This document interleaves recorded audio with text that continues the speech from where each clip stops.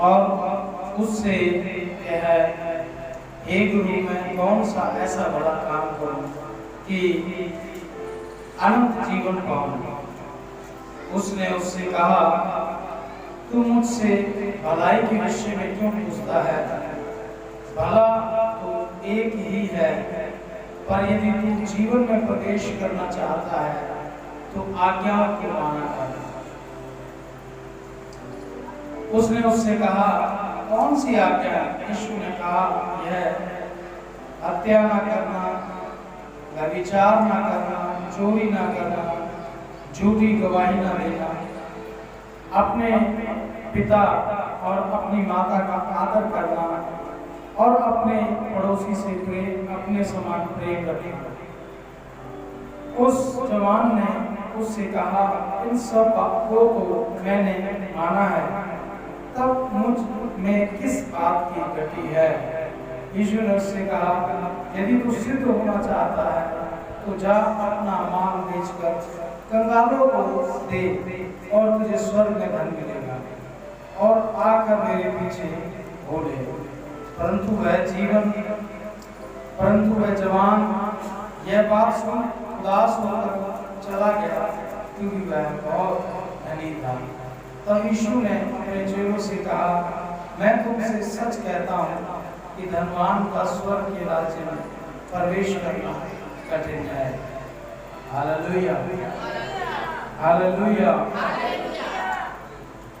कहता है कि धनवान के प्रवेश करने से पूर्व का सूर्य के नखारे में से निकल जाना सहज है। यह सुनकर चेलों ने बहुत चकित होकर कहा, फिर इसका उद्धार हो सकता है। हालेलुया। मेरे प्रियो, आज हम परमेश्वर के वचन को समझेंगे कि परमेश्वर की वाणी हमें क्या सिखाती है। आज मैं दो लोगों के बारे में आपको बताऊंगा, बड़ा ध्यान से सुनना कि एक मसीह के पास आके कहने लगे कि मैं ऐसा क्या काम करूं कि मेरी आत्मा का उद्धार हो, मैं स्वर्ग में जाऊं और मुझे बहुत आशीष मिले। प्रभु यीशु मसीह ने कहा कि तू आज्ञाओं को मान। किसको मान? आज्ञाओं को मान, तो तू स्वर्ग में जाएगा।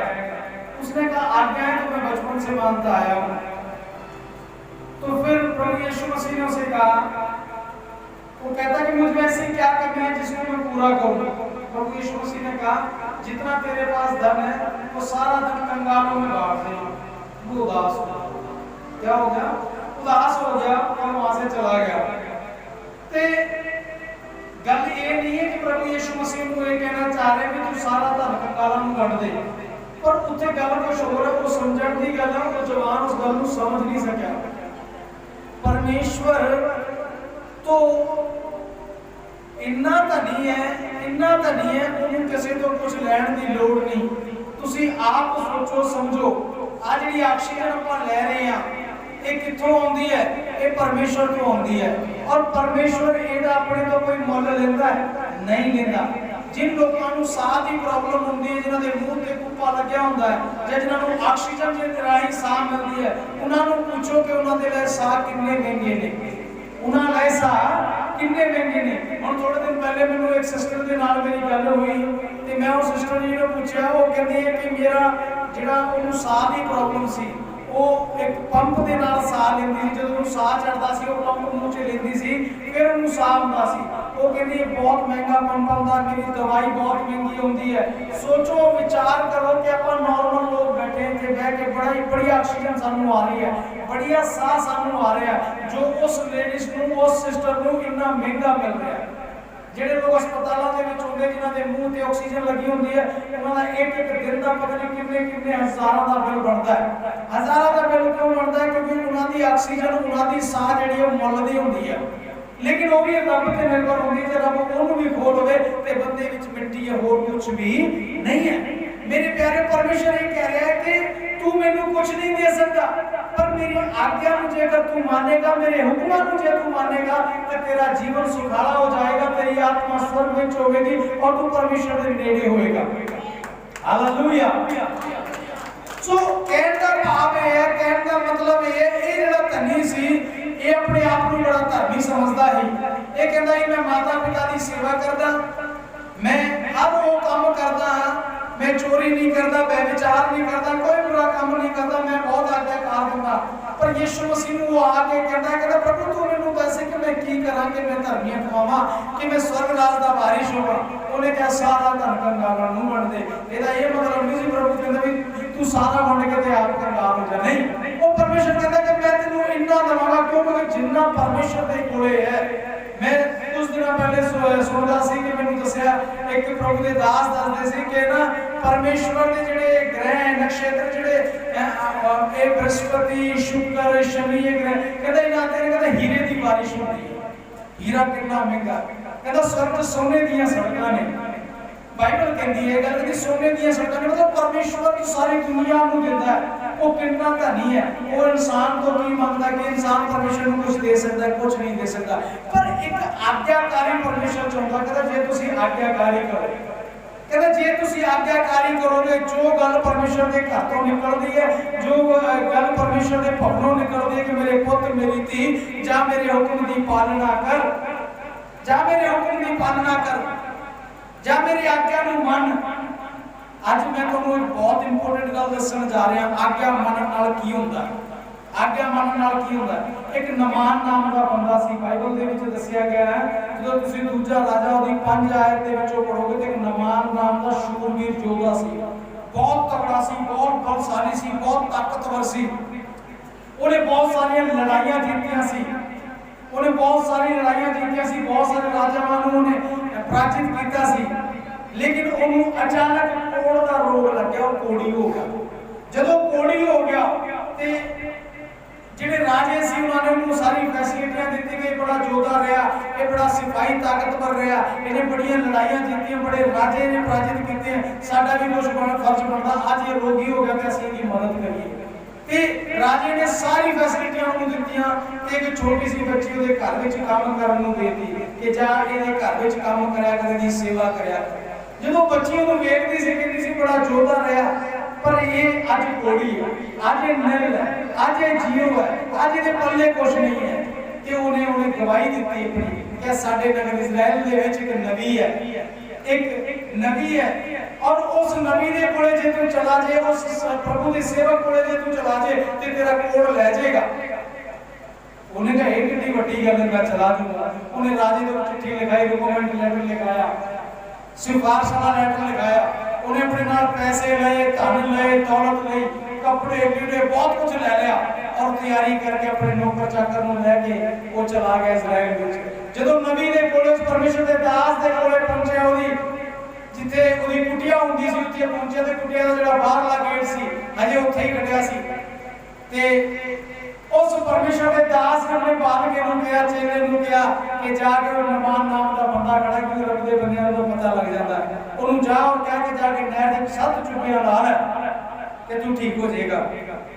जदों ओदा बालक उन्होंने कहण गया कि परमेश्वर का दास कहता है कि जाके नहर दे 7 चुप्पियां ला ले, तू चंगा हो जाएगा। उन्होंने बड़ा गुस्सा आया नमान कोड़ी नूं। वो कहता यार मैं इन्नी दूरों चल के आया, इन्ना एक रिकमेंड लेटर लेके आया, चिट्ठी लेके आया राजे दी, मैं दौलत पैसा लेके आया, कपड़े लीड़े लेके आया, ते इस प्रभु दे दास ने मेरी गल ही नहीं सुनी, मैनू अंदर भी नहीं वड़न दिता अते बाहरों ही मैनू धक्का मार के कहता कि जाके 7 चुप्पियां ला ले तो चंगा हो जाएगा। वो कहता कि मेरे देश, मेरे पिंड, मेरे नगर विच सूए, नाले, नदियां, नहरां नहीं सी, मैं उत्थे चुप्पी ला सकदा ही। लेकिन वो नाले आया सी बालका चेला जो भी सी, नौकर सी, जो भी आया, उन्हें कहा नहीं आप इस हुक्म की पालना करनी, आप आज्ञाकारी करनी है। चल की पता तेरा इस दबके नाल ही, इस आज्ञाकारी नाल ही तेरा भला हो जाए। वो गए, उन्हें 1 चुटकी लाई, 2 चुटकी लाई, 3 चुटकियां लाई, 4 चुटकियां, 7 जदों 7वीं लाई, जदों चुटकी ला के बाहर निकलिया, ओदा शरीर बिल्कुल कोमल हो गया, कोड़ा गायब हो गया, वो चंगा हो गया।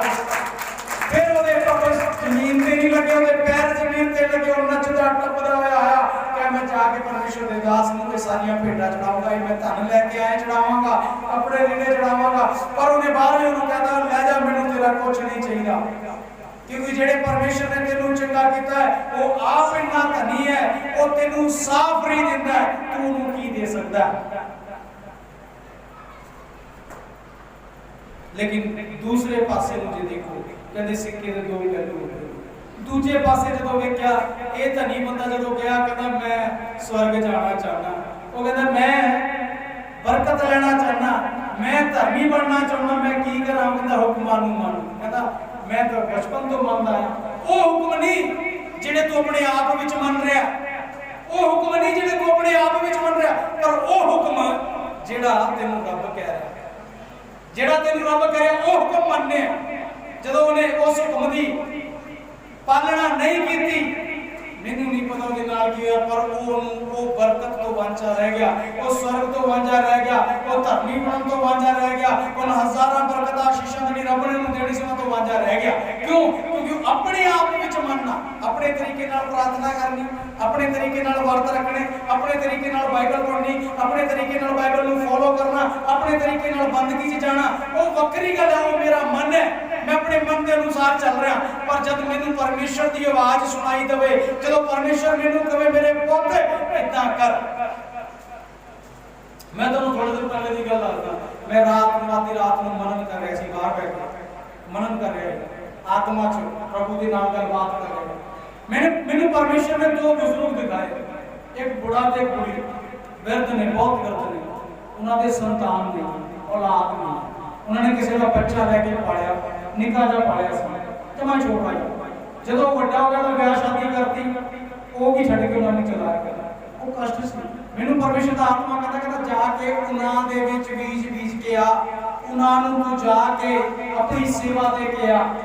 मैं चुपचाप उठा, मैं किसी नूं कुछ नहीं दस्या, मैं गया अते अपना बीज उत्थे बीज के आया। वो मैनू कहते भी कौन किवें आ गया, की गल है? मैं कहा जी मैं तुहानूं मिलण आया। कहंदा लै सानूं मिलण आए, तैनूं जाणदे कौन है, तू कित्थों आया? मैं कहा तुसीं नहीं जाणदे, पर रब तुहानूं जाणदा, मैनू उन्हें घल्लिया, मैनू उन्हें भेजिया। ते जब मैं उन्होंने समान वगैरह जो भी कुछ सी, जो भी कर सकता सी, वो मैं कीता, बड़े खुश होए, उन्होंने आशीर्वाद दिता। मेरे प्रियो, एक तो अपनी मर्जी नाल कुछ करना, एक रब की मर्जी नाल कुछ करना, इन्हां च बड़ा फर्क होंदा है, इन्हां च बड़ा फर्क होंदा है। वो जिहड़ी गल होंदी है, वो जाके उत्थे लगदी है सीधी, वो बरकत लैके आउंदी है, वो आशीष लैके आउंदी है, क्योंकि परमेश्वर की आवाज नूं सुनो, प्रभु तुहाडे तो की कह रहा है, खुदा दे भवन दे विचों किहड़ा हुक्म तुहानूं लग्या, वो चाहे किहो जिहा भी क्यों ना, वो सानूं फॉलो करना चाहीदा। ये जिहड़ा नमान कोड़ी सी, इहने दबका भी सह लिया, इहने की कीता, दबका भी सह लिया, दबका गा के जाके सत चुटकियां ने ला ली ते रोया हो गया, चंगा हो गया। कई बार हो सकता है इत्थों जिहड़ी गल निकले वो कोड़ी हो सकती है, होला पास्टर जी ने सानू ये कहता इदां किवें करांगे, उदां किवें करांगे, ते शैतान तुहाडे मन च पावेगा। पर ये मत सोचो किदां करेंगे, हो सकता मैं तुहानूं डांट के कह दवां, हो सकता मैं तुहानूं दबका मार के कह दवां, पर जिहड़ी कौड़ी चीज हुंदी है, कहंदा निम कौड़ी हुंदी है, फोड़ियां नूं सही कर दिंदी है, निम कौड़ी हुंदी है, फोड़ियां नूं सही कर दिंदी है, दवाई कौड़ी हुंदी है, बंदे नूं चंगा कर दिंदी है। कई बार मां प्यो दी डंड दबड़ जिहड़ी हुंदी है ना, मां दे चार लफड़ जिहड़े बंदे दी जिंदगी सवार दिंदे हैं। मैं तुहानूं एक हकीकत की गल दसदा, दो भरा सी, एक वड्डा सी, एक छोटा ही। छोटा भरा गलत संगति च पै गया, वो चोरा गुंडा दे नाल रहन लग गया। एक दिन उन्होंने कोई गलत काम किया, ਉਹਦੇ ਵੱਡੇ ਭਰਾ ਨੂੰ ਪਤਾ ਲੱਗਾ, ਉਹਨੇ ਉਹ ਵੀ ਫੜ ਲਿਆ, ਚੋਰ ਜੀ ਦੇ ਨਾਲ ਉਹਦਾ ਭਰਾ ਰਹਿੰਦਾ ਸੀ, ਤੇ ਭਰਾ ਵੀ ਫੜ ਲਿਆ, ਦੋਨੋਂ ਬਹੁਤ ਕੁੱਟੇ ਉਹਨੇ। ਉਹਦਾ ਅਸਰ ਪਤਾ ਕੀ ਹੋਇਆ, ਇੱਕ ਤਾਂ ਉਹ ਚੋਰ ਉਹਦੇ ਭਰਾ ਨੂੰ ਛੱਡ ਕੇ ਭੱਜ ਗਿਆ, ਦੂਜਾ ਉਹਦਾ ਭਰਾ ਸੁਧਰ ਗਿਆ। आज वो बंदा बन गया, आज वो बहुत ब्लेस है, बहुत आशीषित है, आज ਉਹਦੇ ਕੋਲੇ सब कुछ है। जे उस दिन ਉਹਦੀ ਕੁੱਟ ਨਾ ਉਹਨੂੰ ਪੈਂਦੀ ਤੇ ਉਹ ਪਤਾ ਨਹੀਂ ਕਿੱਡਾ ਵੱਡਾ ਚੋਰ ਹੁੰਦਾ ਬਣਨਾ ਹੈ। ਤੇ ਜਦੋਂ ਲੱਭੜ ਪੈਂਦੇ ਆ ਉਹ ਤੁਹਾਡੇ ਸੁਧਾਰ ਵਾਸਤੇ ਹੁੰਦੇ ਆ, ਜਦੋਂ ਡਾਂਟ ਪੈਂਦੀ ਹੈ ਉਹ ਤੁਹਾਡੇ ਸੁਧਾਰ ਵਾਸਤੇ ਹੁੰਦੀ ਹੈ। ਜਦੋਂ ਬੱਚਾ ਕਦੇ ਵੀ ਕੋਈ ਗਲਤ ਕੰਮ ਕਰੇ, ਭੈਣ ਭਾਈ ਕਰੇ, ਉਹਨੂੰ ਬਖਸ਼ੋ ਨਾ, ਉਹਨੂੰ ਡਾਂਟੋ। ਉਹ ਡਾਂਟ ਉਹਦੀ ਜ਼ਿੰਦਗੀ ਨੂੰ ਆਸ਼ੀਸ਼ਿਤ ਕਰ ਦੇਗੀ, ਬਰਕਤ ਦੇ ਦੇਗੀ। कभी भी उसकी चापलूसी ना करो, ਉਹਨੂੰ प्यार करो, पर पर जायज वाला नजायज वाला प्यार ना करो। मेरे बेटे ने छोटा जा होता सी, हुण बड़ा थोड़ा बहुत बड़ा हो गया, बाला नहीं हो गया, थोड़ा बहुत हो गया। जब मैं निक्का जा होता सी, मेरे काम का एक कागज मैं पाड़ता, मैं उसे एक चाटा मारा, ओनली वन एक चाटा मारा, वो एक चाटे ने वो दिमाग की गल बिठा दी, किसी कागज नहीं पाड़ना। डैडी ने नहीं किसी भी कागज नहीं पाड़ना हो सकता, कभी किस काम का डैडी ने मेरे क्यों चाटा मारा, क्यों मारा, मारना पड़ा। उसने काम का कागज फाड़ दिया, पर उसको समझ आ गई कि कागज जरूर कुछ ना कुछ इसमें, इसको नहीं फाड़ना, इसको नहीं फाड़ना। बहुत जरूरी है बच्चे को ताड़ना देनी, बहुत जरूरी है बच्चे को घूर के रखना, बहुत जरूरी है। अगर हम ऐसा नहीं करते तो एक समय आएगा जब वो आपके थोड़ा सा ऊपर हो जाएगा। ऊपर कैसे हो जाएगा, कहते ना जो मां प्यो दे आगे बच्चा निका जा होता है, बिल्कुल फड़ के बच्चे ਨੂੰ ਅਸੀਂ सड़क पार कराਉਂਦੇ, लेकिन ਜਦੋਂ ਆਪਾਂ ਬੁੱਢੇ ਹੋ ਜਾਂਦੇ ਆ ਤੇ ਬੱਚਾ ਸਾਡੇ ਨਾਲ ਫੜ ਕੇ ਸਾਨੂੰ ਪਾਰ ਕਰਾਉਂਦਾ। ਕਹਿੰਦਾ ਫਿਰ ਅਸੀਂ ਛੋਟੇ ਹੋ ਜਾਂਦੇ ਤੇ ਉਹ ਵੱਡਾ ਹੋ ਜਾਂਦਾ। ਇੱਕ ਦਿਨ ਹੁੰਦਾ ਕਿ ਉਹ ਛੋਟਾ ਹੁੰਦਾ ਤੇ ਅਸੀਂ ਵੱਡੇ ਹੁੰਦੇ। ਜਿਸ ਦਿਨ ਉਹ ਛੋਟਾ ਹੁੰਦਾ ਅਸੀਂ ਉਹਨੂੰ ਸੜਕ ਪਾਰ ਕਰਾਉਂਦੇ, ਜਿਸ ਦਿਨ ਉਹ ਵੱਡਾ ਹੋ ਜਾਂਦਾ ਉਹ ਸਾਡਾ ਹੱਥ ਫੜ ਕੇ ਸਾਨੂੰ ਸੜਕ ਪਾਰ ਕਰਾਉਂਦਾ। लेकिन मेरे प्यारेओ, ये बहुत जरूरी है कि अपने बच्चे को वो शिक्षा दो जिस शिक्षा दो सारी उम्र चले। बाणी जिन्हें कहती है झड़कना बहुत जरूरी है, आज्ञाकारी करानी बहुत जरूरी है, हुक्म मनवाना बहुत जरूरी है। अपनी मन मर्जी जड़ी है, बाइबल कहती है सब तो वध अपने मन की चौकसी कर, सब तो वध अपने मन की चौकसी कर, क्योंकि जीवन का स्रोत है, जीवन ये च लुकिया है। सब तो ज्यादा अपने मन की चौकसी कर, मनमानी नहीं करनी। अगर बाइबल ਤੁਹਾਨੂੰ ਕਹਿੰਦੀ ਹੈ ਹੁਕਮ ਦੀ ਪਾਲਣਾ ਕਰੋ ਤੇ ਪਾਲਣਾ ਕਰੋ, ਉਹਦੇ ਵਿੱਚ ਬਰਕਤ ਲੁਕੀ ਹੈ, ਉਹਦੀ ਚੰਗਾਈ ਛੁਪੀ ਹੈ। ਜੇ ਨਮਾਨ ਕੋੜੀ ਡਾਟ ਖਾ ਕੇ ਵੀ ਸੱਤ ਚੁਟਕੀਆਂ ਲਾ ਸਕਦਾ ਤੇ ਚੰਗਾ ਹੋ ਸਕਦਾ। ਤੇ ਆ ਜਿਹੜਾ ਧਨੀ ਬੰਦਾ, ਜਿਹੜਾ ਨੌਜਵਾਨ ਆਇਆ, ਇਹ ਹੁਕਮ ਨੂੰ ਸੁਣ ਕੇ ਵੀ ਢਾਲ ਸਕਦਾ, ਕਿਉਂਕਿ ਉਹ ਬਹੁਤ ਧਨੀ ਸੀ, ਉਹਨੂੰ ਆਪਣੇ ਧਨ ਨਾਲ ਪਿਆਰ ਸੀ, ਉਹਨੂੰ ਰੱਬ ਨਾਲ ਪਿਆਰ ਨਹੀਂ ਸੀ। ਉਹਨੇ ਕਿਹਾ ਨਹੀਂ, ਮੈਂ ਇਹ ਕੰਮ ਨਹੀਂ ਕਰ ਸਕਦਾ। ਜੇ ਉਹ ਕਰ ਜਾਂਦਾ ਤੇ ਉਹ ਅਨਲਿਮਿਟਿਡ ਹੋ ਜਾਂਦਾ। ਅਨਲਿਮਿਟਿਡ ਦਾ ਮਤਲਬ ਹੈ ਉਹਦੀ ਕੋਈ ਲਿਮਿਟ ਨਹੀਂ ਰਹਿੰਦੀ, ਇੰਨੀ ਬਰਕਤ ਉਹਦੇ ਕੋਲੇ ਹੁੰਦੀ ਸੀ। ਅੱਜ ਮੈਂ ਤੁਹਾਨੂੰ ਦੱਸਦਾ, ਪਰਮੇਸ਼ਰ ਦੇ ਘਰ ਤੋਂ ਕੋਈ ਵੀ ਹੁਕਮ ਨਿਕਲੇ ਉਹਨੂੰ ਫੋਲੋ ਕਰੋ, ਚਾਹੇ ਉਹ ਪ੍ਰਾਰਥਨਾ ਕਰਨਾ ਹੋਵੇ, ਚਾਹੇ ਉਹ ਬੀਜ ਬੀਜਣ ਦਾ ਹੋਵੇ, ਚਾਹੇ ਉਹ ਸੇਵਾ ਕਰਨ ਦਾ ਹੋਵੇ, ਕਿਸੇ ਵੀ ਗੱਲ ਦਾ ਹੋਵੇ, ਉਹਨੂੰ ਫੋਲੋ ਕਰੋ, ਉਹਨੂੰ ਮੰਨੋ, ਉਸ ਆਗਿਆ ਨੂੰ ਪੂਰਾ ਕਰੋ। ਕਿਉਂਕਿ अपने आप में सेवा करनी एक अलग चीज है, ते रब दी गल नूं सुन के सेवा करनी, परमेश्वर दे दास दी गल नूं सुन के सेवा करनी, वो बड़ा फल लेके आउंदी है। लेकिन बीज बीजण तो, सेवा करन तो, हुक्मां नूं मानण तो कदे भी पीछे ना हटो, क्योंकि फिर तुहाडी चंगाई नूं, तुहाडी बरकत नूं, तुहाडी ब्लेसिंग नूं, तुहाडे ऊंचे उठण नूं कोई भी ताकत रोक नहीं सकदी।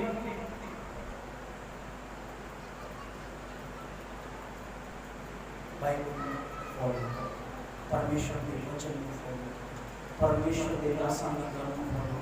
ये महीना नहीं लगता कि वो की निकले, ये महीना लगता कि प्रभु मैं तेरे वचन को पूरा करूंगा, क्योंकि परमेश्वर जो है सानू सा अनलिमिटेड देता है, साडे सा अनलिमिटेड देता है। वो सानू पूरी बीमारियां रोगों तो बचा के रखता है, वो साडे कारोबार च बरकत ते वादा पांदा है। कदे पीछे मत हो, परमेश्वर की गल को पूरा करन तो भावें कुछ भी होना होगा। आप स्वार्थी ना बनिए कि रब्बा मैं लेना चाहता पर देना नहीं चाहता, रब्बा मैं लेना चाहता पर देना नहीं चाहता। पर उसका नियम है, उसका नियम है, पहले परमेश्वर को दो, क्या जो वो बोलता है, जो वो बोलता है, जो हुक्म वो देता है, उस हुक्म की पालना करो। अपने मन में नहीं परमेश्वर की आराधना ना करो। हालेलुया, हालेलुया, हाथ उठा के बोलो। मैं आपको बताता हूँ आज बड़ी इंपॉर्टेंट बात है।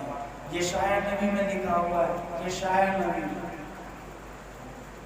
उसमें लिखा हुआ है 66 अध्याय, यशायाह 66 उसमें लिखा है, परमेश्वर का वचन हमें बताता है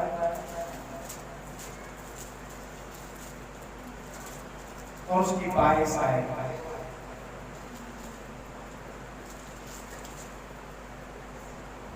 क्योंकि जिस प्रकार नया आकाश और नई पृथ्वी जो मैं बनाने पर हूं मेरे सम्मुख बनी रहेगी, कहता जिस प्रकार नया आकाश ते नई धरती मेरे आगे बनी रहेगी।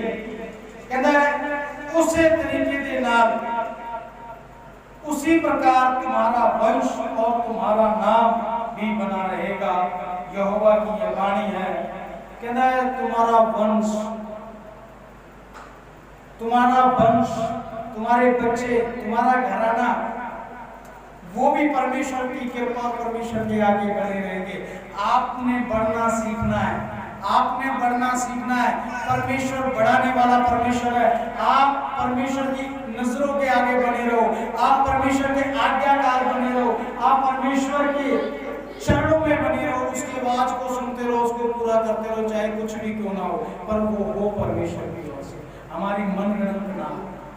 जब परमेश्वर आपको काम करने के लिए कहेगा तो वो कुछ भी हो सकता है। जिनके बारे में मैंने भी आपको गवाही बताई, बुजुर्गों के बारे में, वो प्रभु यीशु मसीह की बंदगी नहीं करते, वो प्रभु को नहीं मानते, वो परमेश्वर से बहुत दूर है, लेकिन असलियत में परमेश्वर उनसे प्रेम करते, वो परमेश्वर के नजदीक है। तभी तो परमेश्वर ने मेरे ऊपर प्रकट किया। मेरे लिए इस बात से कोई मायना, कोई मतलब नहीं है। मतलब ये है कि प्रभु हमसे क्या करने को कह रहे हैं, परमेश्वर हमें क्या हुक्म दे रहे हैं, परमेश्वर हमें कौन सी आज्ञा दे रहे हैं।